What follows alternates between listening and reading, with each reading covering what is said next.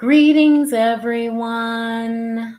Welcome, welcome, welcome. I am so glad you're here. Thanks for tuning in. Tonight, we'll be reading Chapter 4 of Kobe Cambone's The African Personality in America, an African Centered Framework. Last time we read Dr. Cambone's work, he talked about the power of melanin and how powerful it is and how it is germane to our personality types. Greetings. My name is the Revolutionary Matron, and my show is called The Learning Curve. I broadcast on a network called KWAZ Radio. There are other hosts on the network I'd like you to meet. Greetings, everyone. This is Koku from the Bitter Medicine Podcast, inviting you to tune in to the Bitter Medicine Podcast on KWAZ Radio. Peace, family. This is Oni, inviting you to listen to the Pro-Black Perspective, where Black problems are addressed with Black solutions. This is D Webb with the Harsh Reality Podcast, asking you to tune in where we tackle the news of the day that affects our community, only on KWAZ Radio. The views, thoughts, and opinions expressed here belong solely to the respondent, and they do not necessarily reflect any broadcast networks, affiliates, nor sponsors. The Learning Curve is a broadcast created for the benefit of my global community. Black is a consciousness. Content is being used for our commentary, research, criticism, education, scholarship, teaching, preaching, and news reporting. No copyright infringement is intended. I will make enunciation mistakes. I will give you my opinion about the information. And if you ever ask, I will send you my source. Chapter 4 starts with a quote by Marimba Ani, and she said, "We, as Black people, have been told that we are not African for so long and with such scientific expertise that we have a great difficulty believing otherwise." African personality structure and basic traits. Introduction. It could be seen in the preceding chapter, the organization of African personality occurs in terms of the core process of organizing principle of ASEO and ASC, which are the internal and external mechanisms by which your personality is formed. We covered that earlier.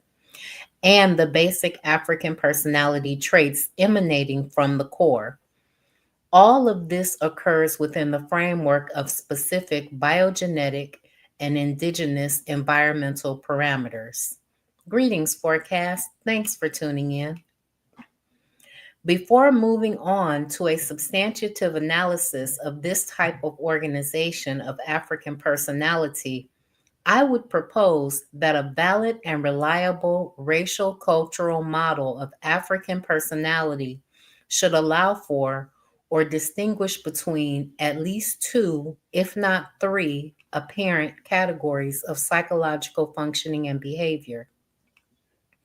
These categories or level of human personality manifestation comprise the following: A universal, generalizable, or species level of human personality, and a racial cultural level of human personality, comprising perhaps an inner core and some peripheral parts. Species level human personality. So we're all human. And that is up for debate because there are many of us that believe that these people came from somewhere else and that we have a two cradle theory and that we come from one cradle of the world and they come from another. We come from an abundance environment. where there's always enough, where we don't have to fight for resources, and they come from a scarcity mindset where they feel like they have to control all the resources so that they can continue to survive. The first level, species, refers to those most general surface aspects of human biopsychological functioning and behavior that may be presumed to be common to all people as members of the so-called human species. It also refers to those surface behaviors that may be acquired through the process of cultural assimilation and cultural imposition. Examples of this level of personality represent the general or generic activities of thinking, feeling, emotionality, speaking, laughing, locomotion, survival, striving, etc., all of which seemingly characterize all human beings. Additional examples of these are those beliefs, attitudes, and general styles of operating that characterize, say, North Americans relative to South Americans, relative to Russians, relative to other national cultural groups who usually comprising a multiracial population. Greetings, Anthony McPhail. Thanks for tuning in. Racial cultural level of human personality. The second, more basic level, racial cultural, refers to those specific aspects of human psychological functioning and behavior that are assumed to be common only among those members of a particular racial cultural group. These specific aspects distinguish one racial cultural group from another. Examples of this level of personality manifestations would represent the distinct manner or form in which the general activities referred to above, such as thinking, feeling, locomotion, etc., actually occur. Naturally, this level of personality manifestation is consistent with the model of African personality that is being articulated herein. In short, then, I am suggesting here that a reliable general model of personality for African people must move well beyond the limited and obscure so-called universal nature of non-Afrocentric models in order to have meaningful utility, functional relevance for the ultimate objective of enhancing African survival. In this regard, the Afrocentric psychological conception of human personality must evolve out of a general framework that not only accounts for African people's distinct biopsychological qualities and behavior, but also those more or less surface characteristics which the African race appears to hold common with the rest of the human species. The concentric circles model presented here, which are 3 concentric circles presented in this figure that I'm about to describe, illustrate this type of organizational framework for conceptualizing the critical significance of racial cultural level personality relative to other apparent levels. In the illustration, it says at the bottom of the most outer circle, there's an assimilated personality traits. At the top of that same outer circle, there are species personality traits. Inside of that circle, there's another circle that says racial personality traits at the top and bottom. Then there's heredity and environment, biogenetic determinism or heredity, and heredity and environmental determinism going across the middle. In this diagram, we can observe that the outer or peripheral region represents those generalizable species traits of personality, as well as those transient modifiable ones that might result from cultural assimilation processes. The clearly larger inner region or inner circle, on the other hand, represents those fundamental and enduring psychological and behavioral qualities that are defined by and are indigenous to one's racial cultural identity or the biogenetic or epigenetic condition and nurturing experiential environment. When the heredity environment interaction is concerned, this process is regarded, as I earlier proposed, as varying the magnitude across these two regions. That is, heredity biogenetic factors play the more dominant role over environmental forces in the larger circle of the inner region, and a more or less equivalent or shifting role of influence between them in the outer peripheral region. This feature accounts for the influences as well as the limitations of the process of cultural assimilation, acculturation. Thus, at the most basic or core level of human personality manifestations, biogenetic heredity determinants are assumed to play the dominant role over environmental ones. As we move away spatially, so get further away from the core level, environmental forces are assumed to more or less equalize in strength relative to biogenetic determinants, depending on their pervasiveness and intensity, among other things. However, it is never assumed that intricate interactions between these two sets of determinants do not occur at all levels of personality functioning and manifestations. Quite to the contrary, such intricate interactions are assumed to occur often. Figure 3, which looks like a Venn diagram of two concentric circles, represents an attempt to apply the structural model of African personality to a cross-cultural analysis of human personality. This diagram illustrates how similarities, in other words, surface similarities, in more, shall we say, generic psychological functioning and behavior across different racial cultural groups might be understood in terms of the present model. The point of overlap within the peripheral regions is indicative of whatever surface generic type similarities that may exist across different racial cultural groups, be they related to either species, generics, or to a multicultural assimilation acculturation type of situation, as such is the case of American society. The double reinforced lines boundary of the inner circle indicates that no overlap occurs between this point in so-called cross-cultural analysis. Clearly, then, the argument advanced here is not the opposition to the fact that there no doubt exists some structural similarities in the biopsychological makeup of all human beings, normals and defectives, Africans, Europeans, and Asians. Such similarities, of course, may also be extended in a general sense to behaviors as well.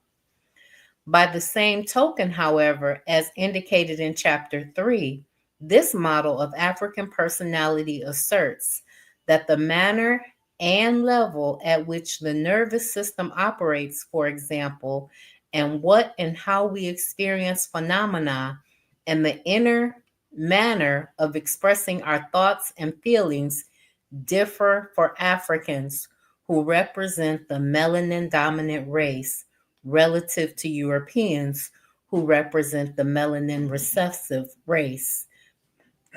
That's why melanin was so important to talk about in the previous chapter.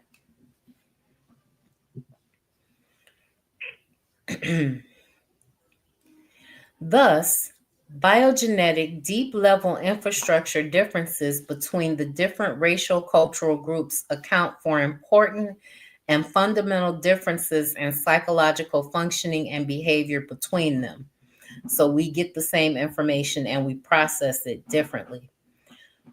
What this model does then is provide a general conceptual framework which accounts for all possible variations in human personality when it is conceptualized as a racial cultural phenomenon. I contend, therefore, that a functionally relevant model of African personality can readily account for these different levels of human personality functioning. The structure of African personality.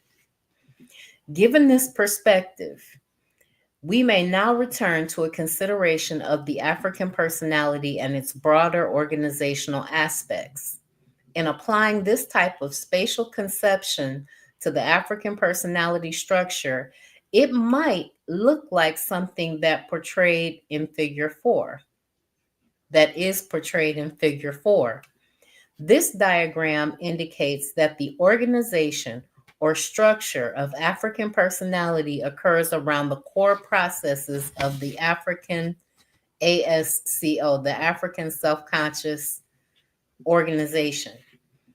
The basic traits and other aspects of African personality that will be discussed in detail in the last section of this chapter are arranged within the critical region, particularly the area of the circle, in which their primary associations occur, where they exert their substantive influence.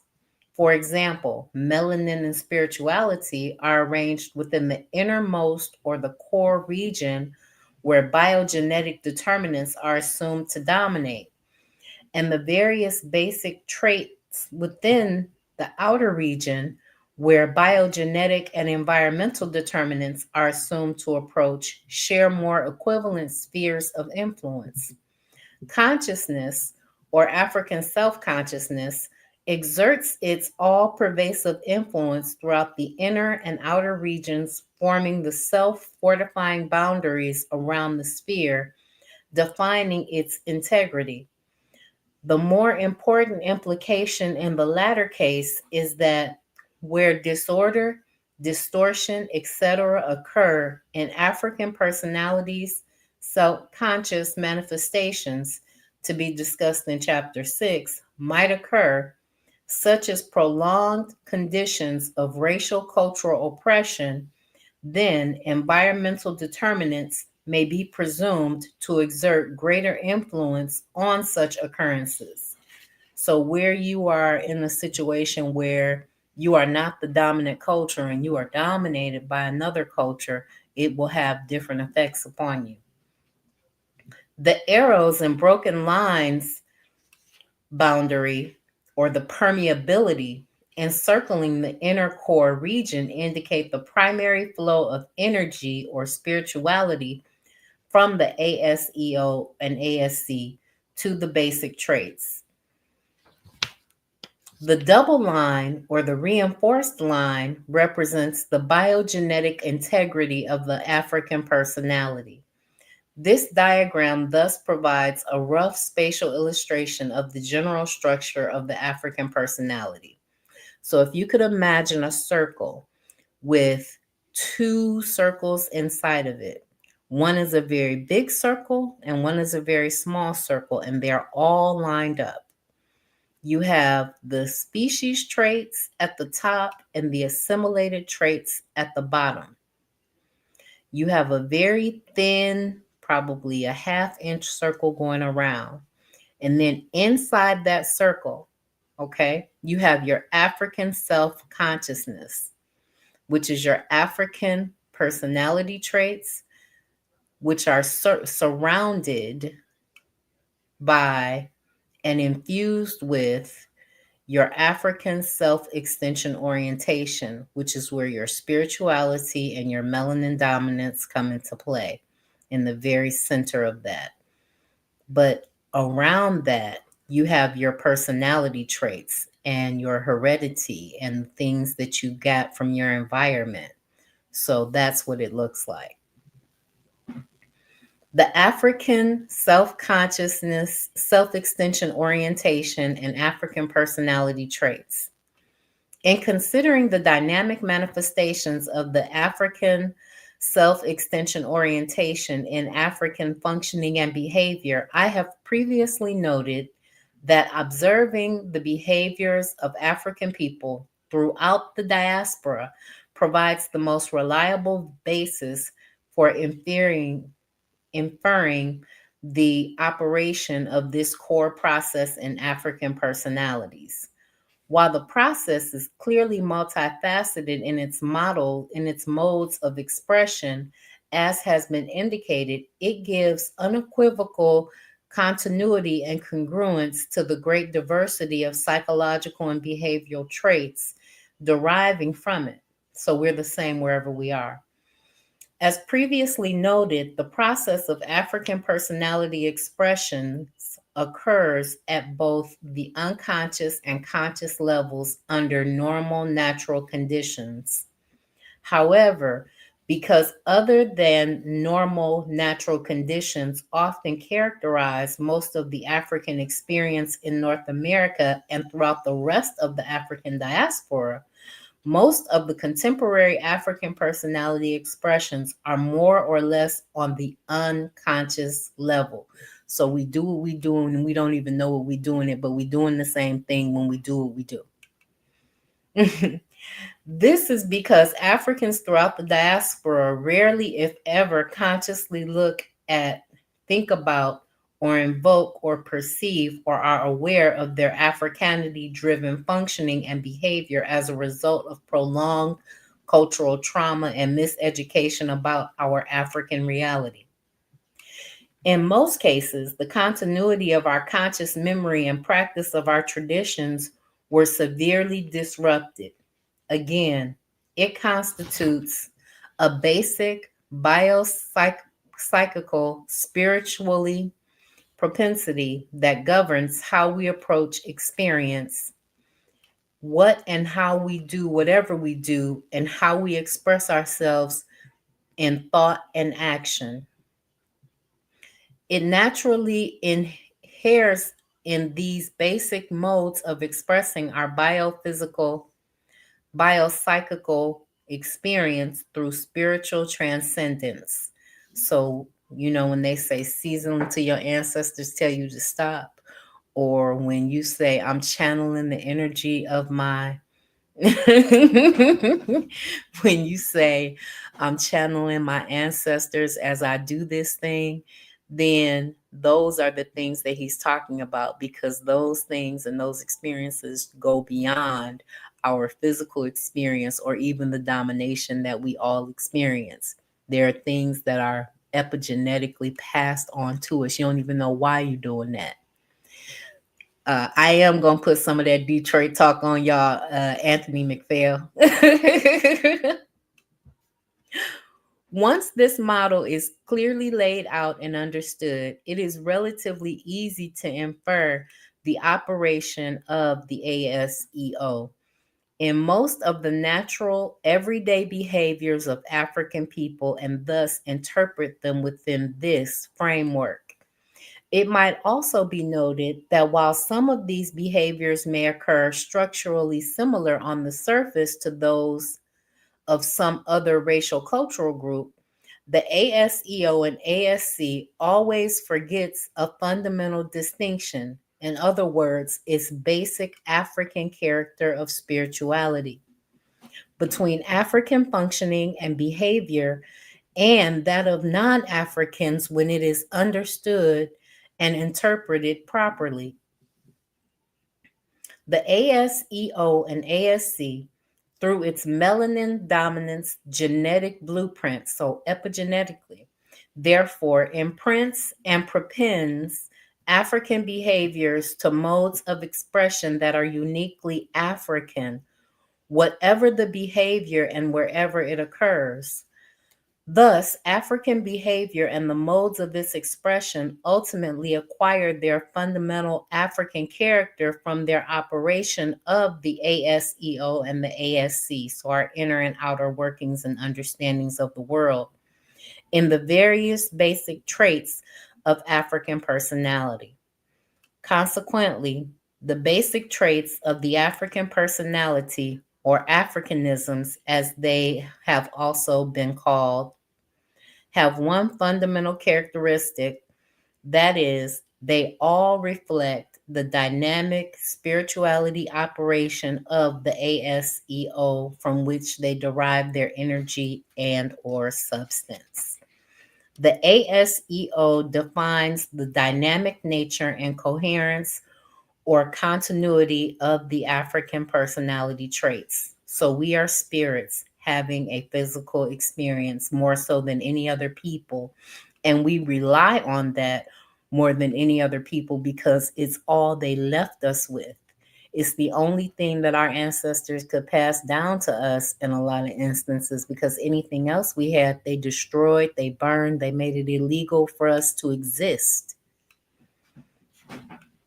There are therefore interrelated and interdependent as a result of this core process. These traits overlap and interact in such intricate ways that even when observed to some extent through the artificial isolation for the purpose of analysis, as is the case here, it seems impossible to misconstrue the intricate interrelatedness among them. This observation thus indicates that the fundamental centrality of the ASC and the ASEO in the African personality. Thus, the basic trait all reflect the dynamic African spirituality which operationally defines the ASEO. So that spiritual, that inner knowingness, that know thyself is so important, because that is how you can connect to the spirit self that is within you. Ancient African manifestations of African personality traits. As noted earlier, there was no more fundamental principle defining the psychosocial reality of ancient African society as represented in the early Nile Valley cultures than that of Ma'at. The principle of Ma'at refers to balance, harmony, and truth, right, justice, reciprocity, and correct ethics. For the ancient African, Ma'at was doing that which was in accordance with nature. Ma'at then meant that acting in cooperation with and in harmony with nature contributes to the maintenance of universal order, which that is our perspective as African people. We want everything to be balanced versus wanting control and dominance over everything. The overriding ethic of ancient Kemet required that each person live according to Ma'at. In other words, living by Ma'at. Ma'at was that which people aspired to in life. The highest image of a person is being a person of Ma'at. Everyone's tomb biography included many references to having done and spoken Ma'at. It refers to synthesis, the interrelationship of all things, bringing parts, fragments together to form a whole, spirituality. As was noted earlier, Ma'at was thus rhythm. It is interconnecting, it is order. The basic traits of African personality, of course, are fully imbued with the dynamic quality of Ma'at, or balancing, synthesizing spirituality, be it the African unique style of communication, expressiveness, perception and movement, or feelings and cognition. They are each in their own manner expressions of the underlying and deeply rooted African spirituality or Ma'atan core, which we call the ASEO, African Self-Extension Orientation, our inner core, our spirit. Each of the basic traits flow from this core, continually reaffirming its existence at the center of African psychical life or phenomenal experience. For this reason, They interact and overlap in such intricate ways that even when they are broken down for the purpose of artificial analysis, an intense and intricate dynamic interdependence between them clearly dominates the picture. They are, in effect, multidimensional expressions of the same phenomenon. Thus, as previously stated, these traits do not exist as either separate, interdependent, and distinct operations or processes. They are presented as such here only for the purpose of analysis. So, they operate together. Our spirit operates in sync with our mind, with our body, with the way that we speak, with everything. They operate in sync and together in our attempts to seek out Ma'at. Some basic traits and expressions of African personality. A number of more contemporary trait expressions continuing the Ma'atan principle undergirded by the dynamic spirituality content have been proposed in the Afrocentric literature in recent years. In fact, numerous African-centered theorists have sought to delineate some of the basic traits of the African personality. The major categories of African personality traits comprise the cognitive, emotional, behavioral, and biological categories.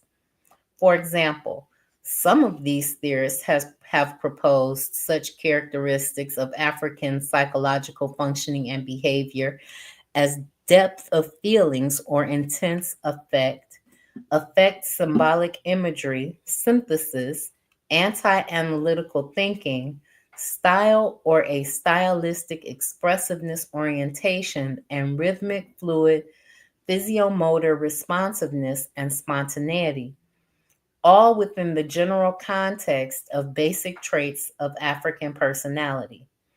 Other such traits have included a type of multidimensional or a polysense perceptual orientation, intuitive ebonic synthesis, an affiliative socializing propensity, and of course, a pervasive religious propensity.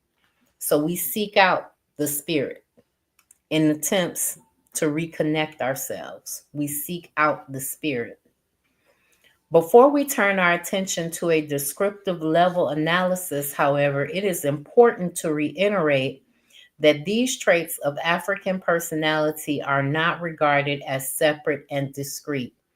Rather, they flow into one another, bonded by the urge for mergence or self-expression.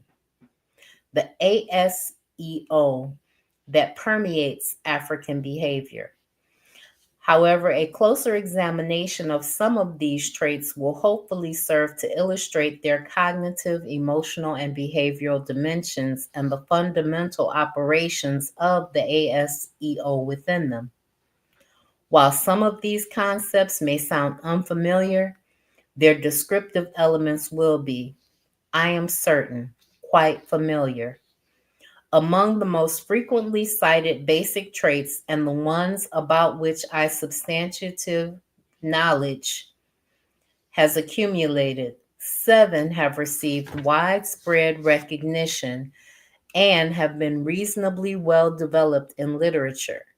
The 7 are affect symbolic imagery synthesis, multidimensional polysense perceptual orientation, ebonics, rhythmic fluid physiomotor responsiveness, stylistic expressiveness orientation, affiliative socializing orientation, and strong religious orientation. We will briefly consider each of these traits. Affect symbolic imagery synthesis. Where this trait is concerned, it is noted earlier that African people traditionally believe in the unity or holistic nature of experience and the personification of nature, including its animate and inanimate, physical and metaphysical aspects. These processes are similar to much of what Dixon said in 1976, referring to as the synthesis of affect and symbolic imagery. According to Dixon, knowledge for African people is produced by synthesizing of words and objects or symbolic images with deep feelings, which is called affect loading, to convey meaning, usually multiple meanings. Thus, when one begins to understand African cosmology at the cognitive phenomenal level, one begins to understand this basic feature, the African cognitive functioning. In this regard, Dixon notes that in African cognitive style, there is no gap or perceptual space between the self and the phenomenal world. In other words, the phenomenal world is not separated out of the experience as an object to be known through measuring the conceptual space or distance between it and the self. Rather, in African perceptual style, the self is the phenomenal world constituted one interdependent holistic experience, constituted as one interdependent holistic experience. African cognitive style then involves the synthesizing of affect and symbolic imagery. In this regard, Dixon states, consider, for example, the way in which Blacks learn a new dance.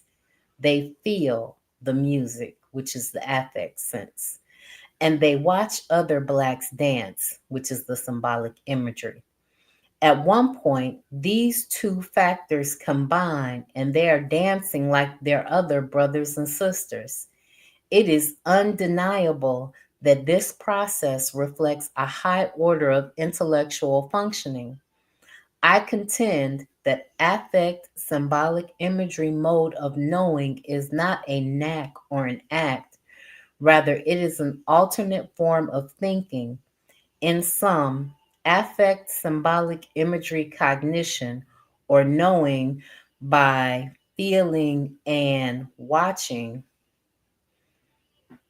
means that I feel the phenomena, therefore I think I know and I know.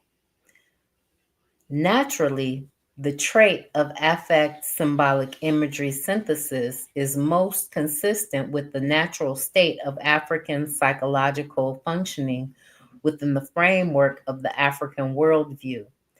It reflects the African cognitive process of holistic thinking, that is, the process of perceiving and processing information or phenomena experience as a holistic synthesis.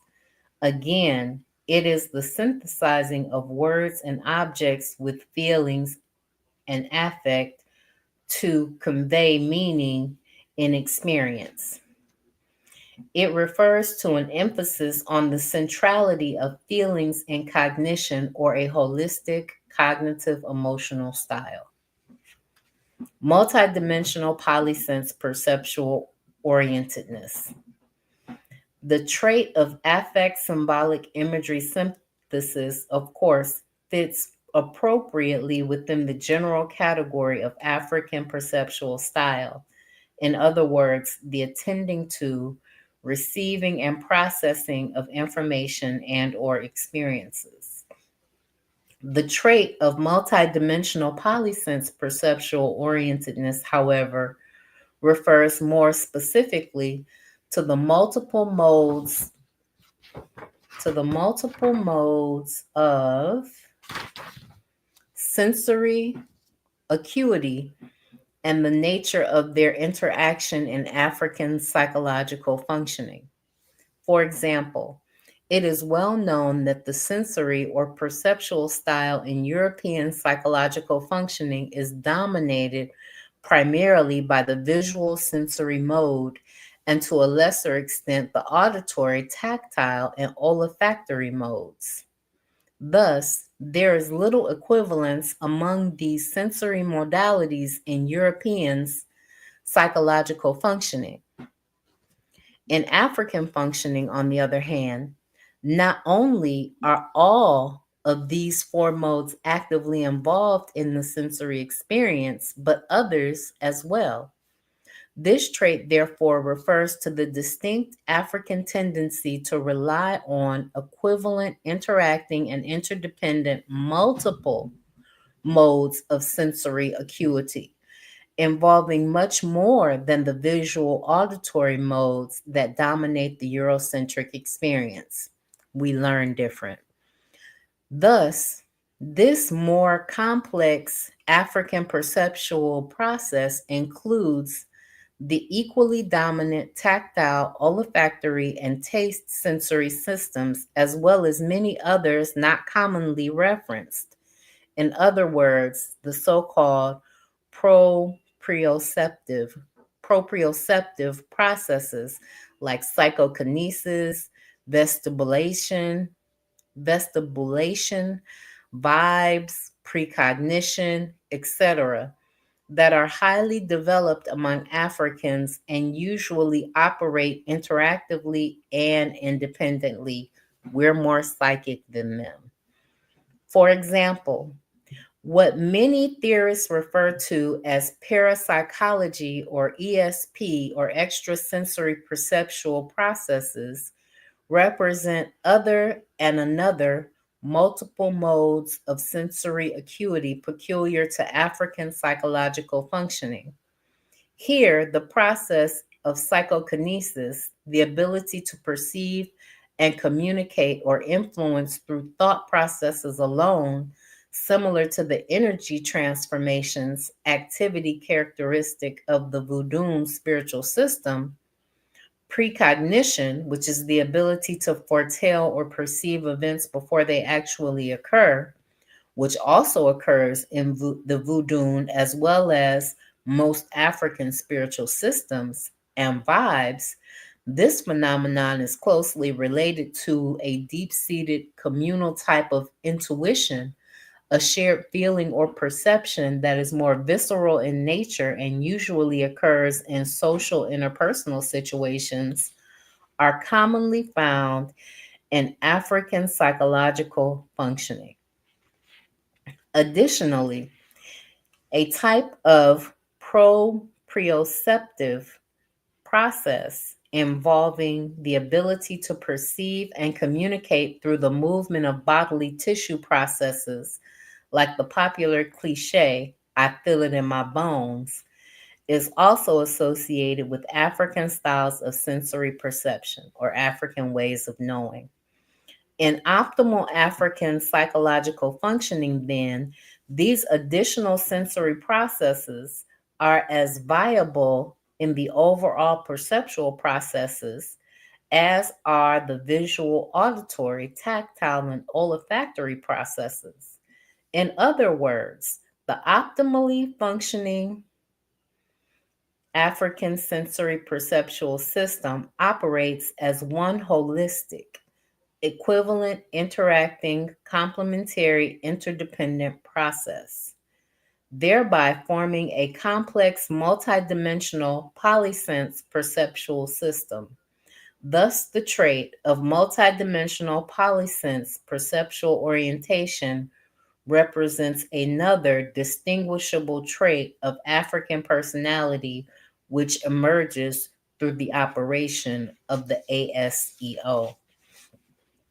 Ebonics. The African personality trait of Ebonics refers to the unique nature of the linguistic and communication style of African people. Ebonics evolve and reinforce the African worldview or ethos. It comprises the rhythmic manner of African speech patterns, fluid phonetic tones, the abstract and fluid content of African language, the use of aphorisms, metaphor, and figurations, and symbolism in general, music, song, drumming, dance, and the process of total body involvement in African communication. According to Pasteur and Tolston, back in 1982, African linguistic style is full of energy and feelings. In terms of content, African languages and linguistic forms, such as so-called creolization of non-African languages, show great complexity, creativity, and flexibility or elasticity in such areas as the naming or meaning of experience. It is full of poetic usages and figurative content, analogies, analogic, abstraction, metaphor, irony, humor, proverbs, and signifying, and there is often a tendency to make endings rhyme. Yes, there was a tendency for us to make endings rhyme and for us to communicate in this way because we had to speak allegorically to each other and we had to know what we were saying to one another in front of this white man so that he didn't know what we were saying to one another. African speech patterns are often rhythmic, fluid, and loaded with emotional intensity, and virtually the whole body is active in verbal communication. In particular, it is typically weighed with fluid phonetic tones. This trait refers to the great emphasis on whoism, on holism, and expressiveness in communication. Again, it is illustrated in such distinct African communication behaviors as verbal inflection in context, abstract and fluid content of language, including metaphor, analogy, poetic rhythm, rhyme, and rhythmic body movement, gesturing, call and response tendencies, etc. Consistent with our inner core, then, Ebonics epitomizes the processes of spiritualistic transcendence in every respect. It is the process of total involvement in experience where sounds, word, content, body movement, reciprocity, etc., are all synthesized in the expression, communication of experience. Rhythmic, fluid, physiomotor responsiveness. This African personality trait relates essentially to the spontaneous, flexible, fluid, and rhythmic features of motor responses, body movements in African people's actions or performance of overt behaviors. It refers to the highly expressive nature of African movement. It is well known, of course, that African culture is highly action-oriented, involving much physical participation in all aspects of life. As Pasteur and Tolson have observed, Africans are fully in touch with their body and use it in the day-to-day in their day-to-day experience of life, whether walking, running, dancing, sitting, standing, playing, or merely speaking, singing, etc. These basic aspects of African physiomotor responsivity are ever present. As Myers notes, that African movement is accentuated through repetition and total involvement. It has been said that in its purest form, African movement is like a dance motion which expresses a rich rhythmic pattern from working, walking, running, and playing to actual dancing itself. Hence, rhythm is fundamental to African movement. Dancing and music, of course, is highly significant and symbolic for African people. The rhythmic nature of African music fuses the listeners to a shared oneness, a movement of the total self in harmony with the music. This, according to Akbar back in 1975 and Marimba Ani, becomes the affirmation of unity with the cosmos. Dancing for Africans is a ritual which actively symbolizes the reunification of the dispersed forces of oneness. The rhythmic nature of the music shatters the illusion of insulation in African people. Music and dancing bring about the transcending fusion or bonding of spirit through and across physical boundaries, freeing it to achieve cosmic wholeness. In short, then, the trait of rhythmic fluid physiomotor responsiveness, or the way that we move when we move, refers to the highly expressive nature of African movement and behavior, that is, the fluidity, spontaneity, flexibility, and overall rhythmic coordination of African body movements as being in sync with nature's rhythm. The term kinesiology, among others, has been used to convey this distinct African behavioral pattern. As with other traits discussed thus far, this trait is so pervasive in African personality functioning that its overlapping, interconnecting, independent processes in relation to the others is most obvious indeed. This is because in the African experience, movement is intricately related to spiritual vitality and is most often the primary medium for expressing it. Thus, African spiritual transcendence expresses itself through movement. In other words, rhythmic, fluid, physiomotor responsiveness. So when they at church and they falling all out and they waving their hands and they shaking and they jumping and they dancing, that's just another form of their Africanity being expressed.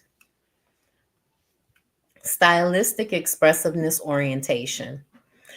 The African personality trait that represents this is a distinct, inventive creativity quality or flair for characteristics of the behaviors and expressive presentation of African people.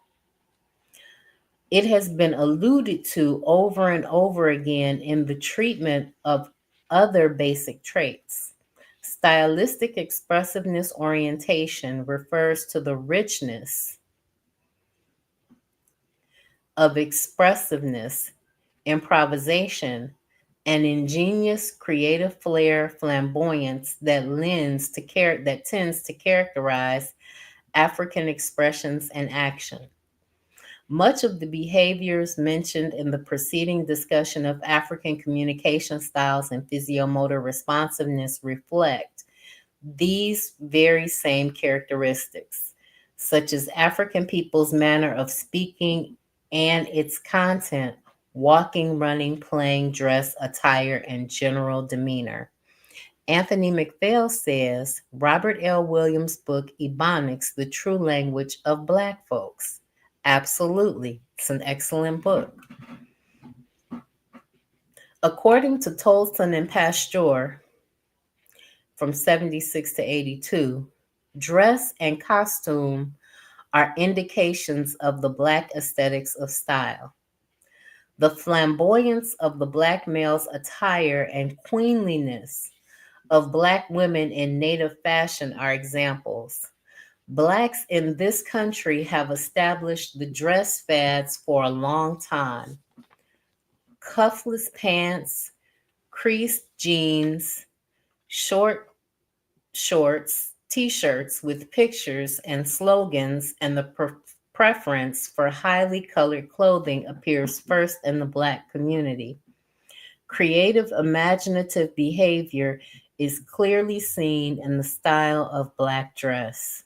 The common people of African ancestry exhibit this facet, all in viable, visible aspects of their lives. We set the trends, but trends don't pay bills.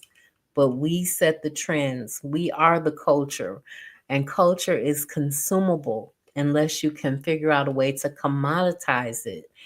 And we don't usually wind up commoditizing the culture that we create. We wind up creating something, someone else then comes along and markets it, a middleman comes along and markets it, and then it goes out to the masses. And we make some money, but we don't make the big money.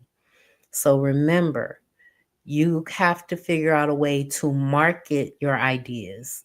You have to be able to cut out as many middlemen as possible. You have to get to the point where you are spreading your culture and to as many people as possible and making money off of that. In summary, then, this trait reflects the general emphasis on the expressiveness, expression, rhythm, flair, and improvisation, etc., in all manners of expression, the self, and of expressing the self, such as language, movement, instrumentation, dress, etc. It is especially prominent in entertainment and performing arts. Hence, recreational activities and music, song, and dance constitute the most dominant mediums for the manifestation of this trait. The total involvement in experience or spiritual transcendence that is central to the stylistic expressiveness orientation in the African behavior clearly conveys the fundamental operation of the ASEO. And Anthony McPhail gave us another book, Africanisms and the Gullah Dialect by Dr. Lorenzo Dow Turner. Africanisms in the Gullah Dialect by Dr. Lorenzo Dow Turner. Affiliative socializing orientation. This trait represents another one of the more obvious traits of African personality. As was noted earlier, inherent in the African worldview is the salience of the social collective communal factor. Thus, it has already been well established that African people have a propensity for affiliation and hence social communal expression. It has been said that Africans operate in a social gathering as being involved in a celebration of life. Dancing, singing, laughing, talking, moving, and touching all tend to dominate such situations, whether sacred, such as religious or spiritual observances, or secular, such as meetings and parties.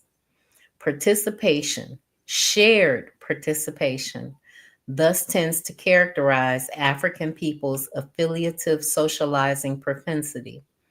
This trait, then, like the others discussed herein, is clearly indicative of the total involvement in the experience or spiritual transcendence principle of your inner self.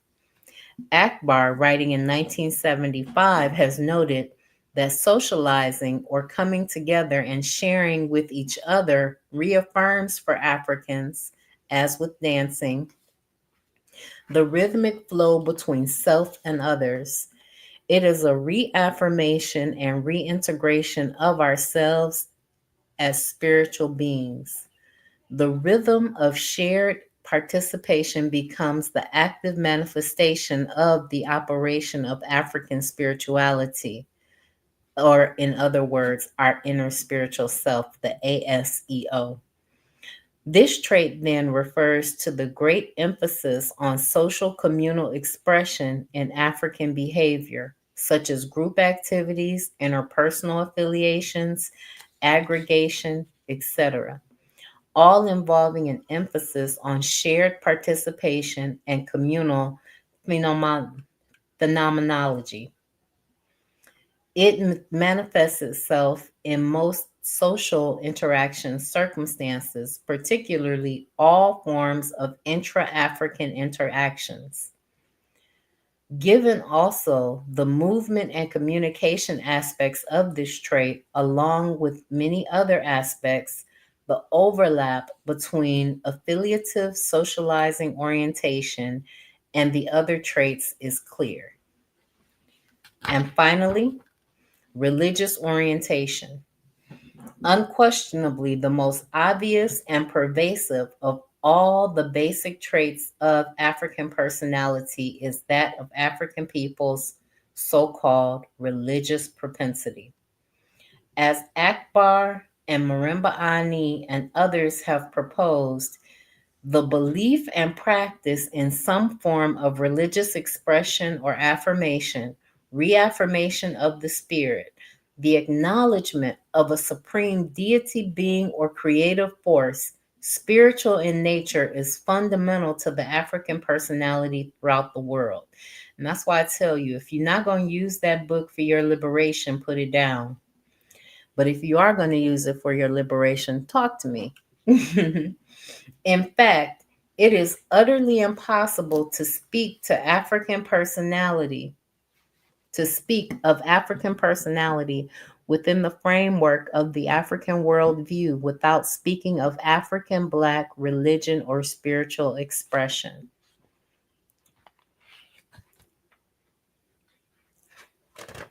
John Mbidi has correctly observed that among the Africans, traditional religion permeates all the departments of life. There is no formal separation or distinction between the sacred and the secular, between the religious and the non-religious, between the spiritual and the material areas of life. Wherever the African is, there is his or her religion. African religious expression, or more appropriately stated, spiritual worship expression, then, is clearly indicative of the very core of African cosmology. As has been observed, it is total in African experience, forming the nexus of everyday living among African people. Akbar's 1975 discussion is highly relevant to this concern, writing, "Certainly the most consistent characteristic of Black people throughout the world is their fervent belief and practice in some form of religion.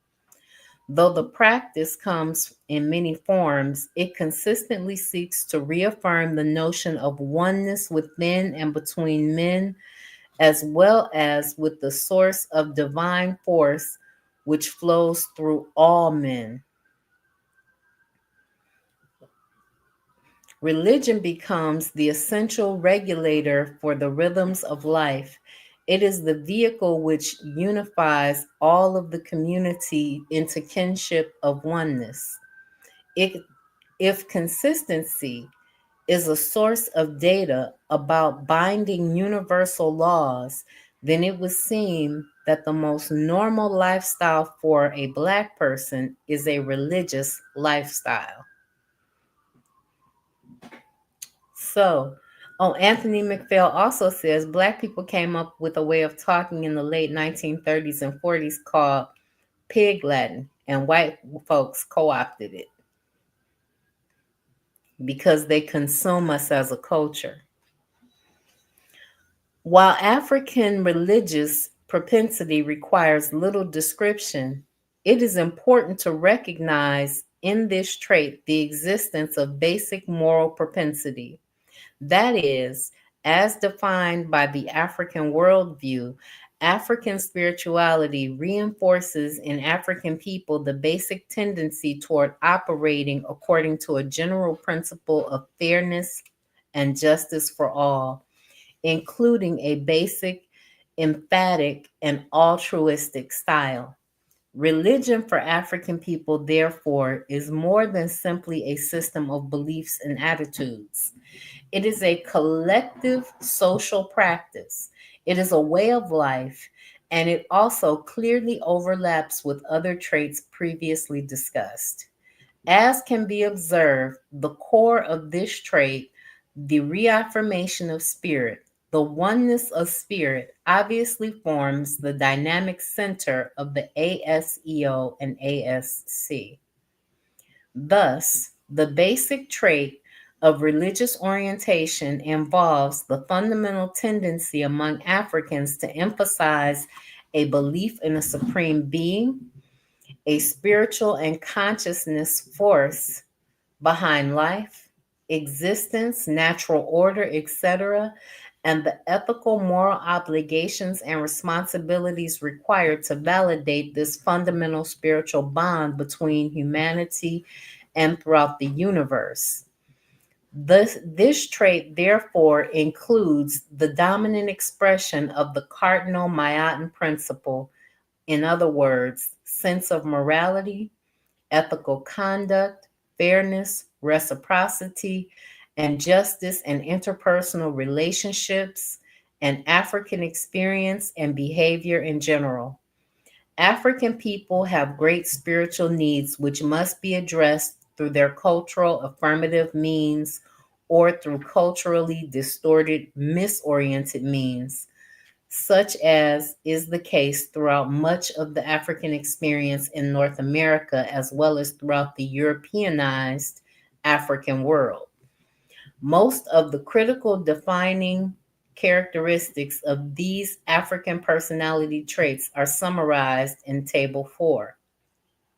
Further elaboration of these traits, as well as several others not specifically discussed herein, occurred to Akbar.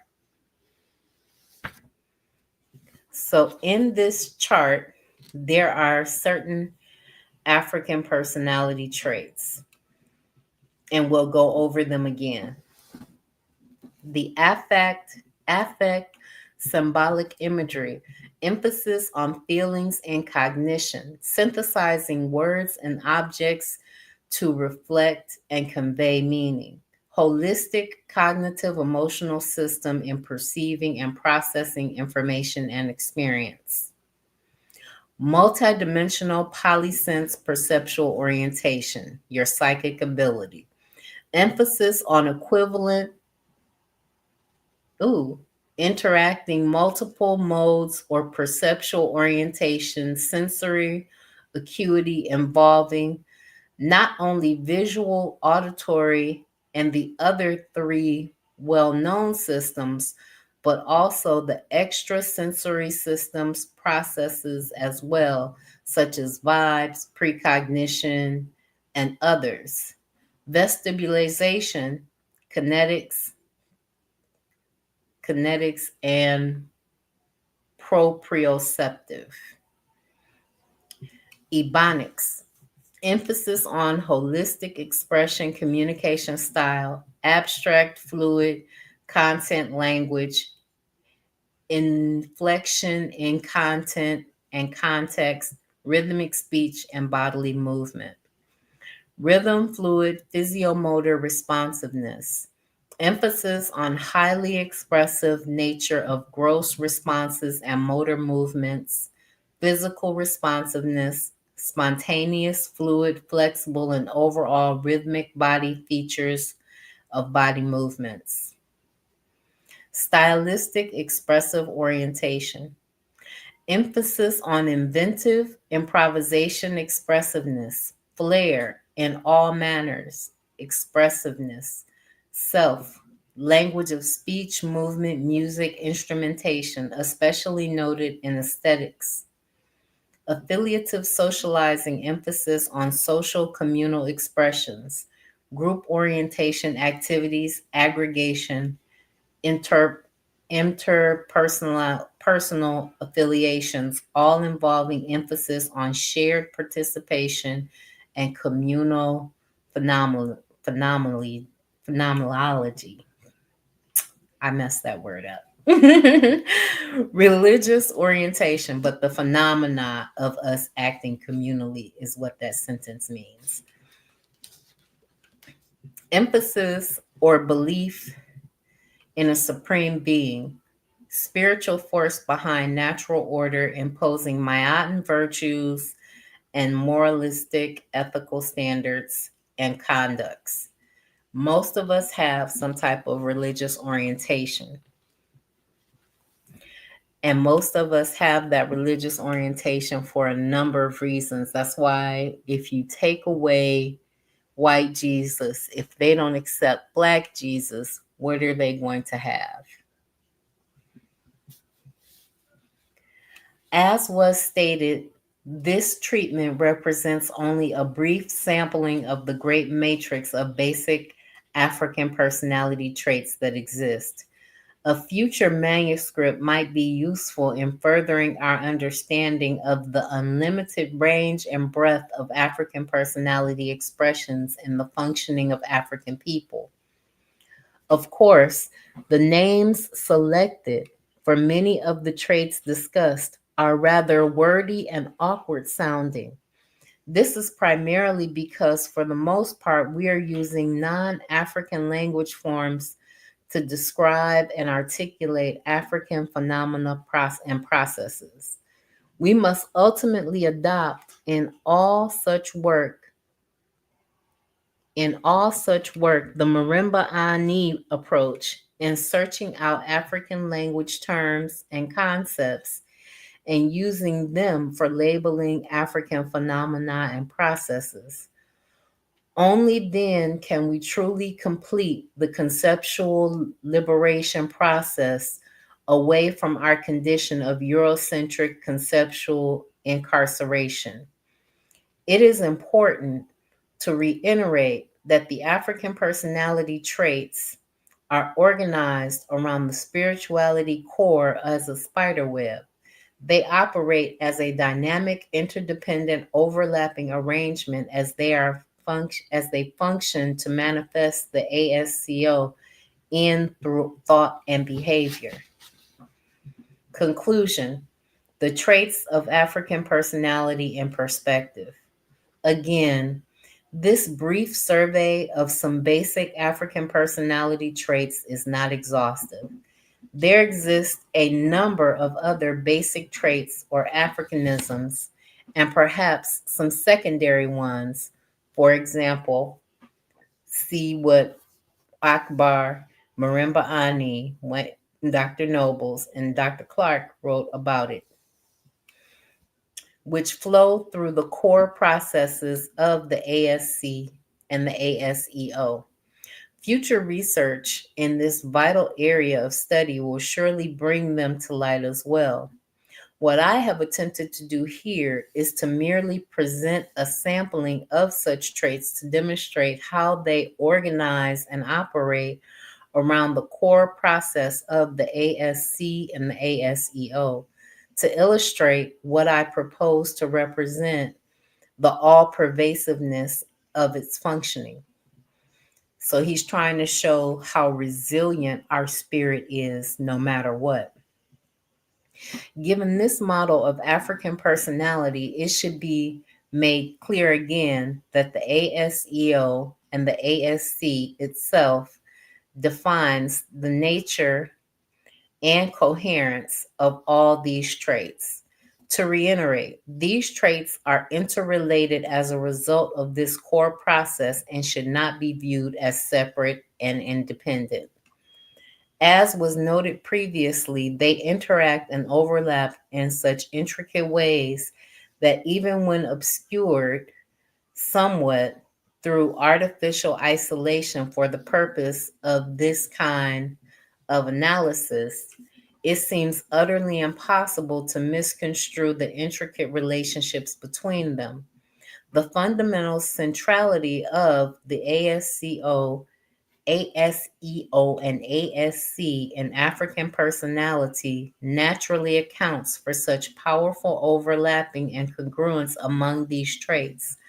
Thus, while they are isolated somewhat for the purpose of this analysis, it should be understood that such does not represent their natural condition. Their natural condition, again, is one of interrelatedness, interdependence, as defined by the overriding central process of the ASEO and ASC. In sum, they all reflect the depth of feeling, total involvement, or spiritualistic transcendence phenomenon which operationally defines the ASEO and the ASC. Finally, it is obviously true that all African people do not actively exhibit these basic traits of African personality to the same degree. Our everyday experiences and observations readily testify to the validity of this observation. Where this variability among individual Africans is concerned, as I noted earlier in Chapter 3, such variability depends by and large on the degree to which one's early childhood experiences, in other words, your indoctrination experiences actively nurture and reinforce the innate potential of your ASEO and ASC. For example, one would suspect that in a racially mixed context, either biogenetically or socially integrated, or in a highly socially mobile context, socialization and or indoctrination processes which nurture and reinforce the active exhibition manifestation of this natural disposition, the ASEO and ASC are most likely lessened, suppressed, and or obscured by the mitigating circumstances, the biracial household. On the other hand, in a highly homogeneous context for early development, such as from predominantly African to all African communities being of greater cultural, thus psychological, and social distance from the centers of Eurocentric culture and indoctrination processes, etc., the socialization processes which nurture and reinforce the ASEO and ASC expressions and manifestations are pervasive and strong. Whatever may be the cause for individual Africans, however, as was also noted earlier, this model assumes that all African people possess this natural innate disposition. It is simply more suppressed or inhibited in some of us individually than in others as a result of differential emphasis and reinforcements during the early socialization experiences. So, how you grew up is going to dictate to what degree you express your Africanity. Thus, the potential for the active manifestation of the basic African personality traits is ever present in African people, and only its actual expression is subject to variability, modification in its occurrence. And that is the end of chapter 4. So, as you can see, what he's talking about are some basic traits that we all share. And in those basic traits that we all share, your ability to manifest them is going to be based on how integrated your household was, whether or not you had biracial parents or you had pro-Black parents, whether or not they sent you to a predominantly white school or worse yet, a Black school that wanted you to assimilate and integrate into whiteness or not, whether or not you had somebody telling you the truth about your history or not, whether or not they allowed the school to fully educate and indoctrinate you or not. So these are all things that matter, but every African has an ASEO and an ASC. And just to reiterate, let me go to his little glossary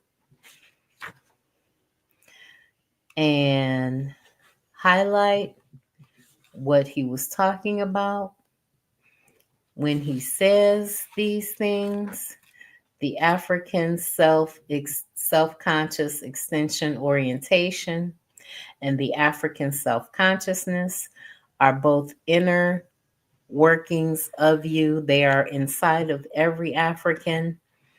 They are the inner core of you. They are your spiritual self. And you just have to remember that. You have to hold on to that.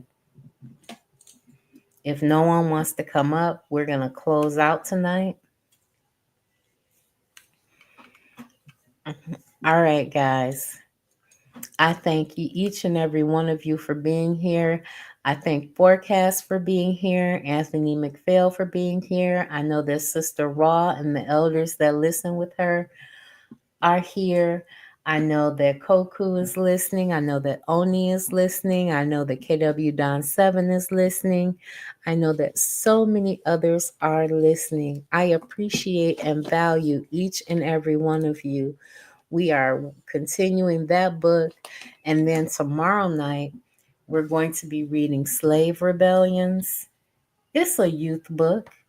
It's a youth book. It covers the Stono Rebellion. It covers, one moment, because I think it's important for us to know that we resisted. I read a story last night that talked about the fact that overseers and slave drivers are different on the plantation.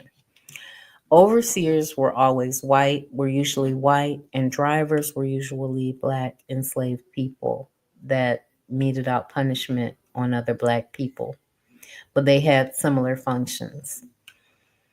But if they got out of hand, there are many, many, many stories of slave drivers dying and of slave overseers being found by the river dead because the field hands killed them.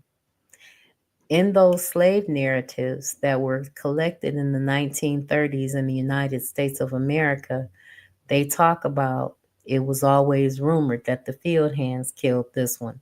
So we resisted and we took their nonsense because we didn't know that there was a way for us to live outside of them because they provided our food, shelter, and clothing, and we didn't know any better because in a lot of those instances, if you take a child away from their mother and you raise that child on a plantation, you don't let them read and write, and the only thing they talk about is work, and they're not allowed to learn anything about the world, it's easy to keep them enslaved. You see what I'm saying? So it's easy to decide, I'm not going to let you treat me badly, but I'm going to accept this unacceptable situation because I don't know anything else. Because I don't know anything else about the world. I haven't talked to anyone else. That's one of the reasons why it was so important at different times in our history for white people to send away free black people. They used to pass laws that prohibited free black people or manumitted people from living in the town where they were manumitted from. They used to pass laws to not allow you to stay in that area because they did not want free black people talking to enslaved black people. Because once you knew freedom was possible, you would hunger for it like any man. And they knew this. So while dehumanizing us, they would deny us contact with people that would touch our humanity. Isn't that something? Anyway, okay, so tomorrow we're going to be reading about Stono's Rebellion. We're going to talk about slave rebellions in America. The book has several different rebellions in it. We're not going to get through all of them. So I think we're just going to go over Stono's Rebellion and maybe Gabriel's Rebellion. But we are going to be reading that tomorrow night. And it's called Slave Rebellions. So in America specifically. So I thank each and every one of you for listening. I value each and every one of you. Thank you for your contributions and all your support. I invest what you send me and what you give me into buying more books so that I can read you these different stories. Sometimes I go to the library, sometimes I go to Internet Archive, but often I'm buying the books. So and just let me know what you'd like to hear. Our next major book at the end of Kobe Cambone's book is going to be African Falsification of African Self-Consciousness, I think, by Amos Wilson. I got it on order, Anthony McPhail.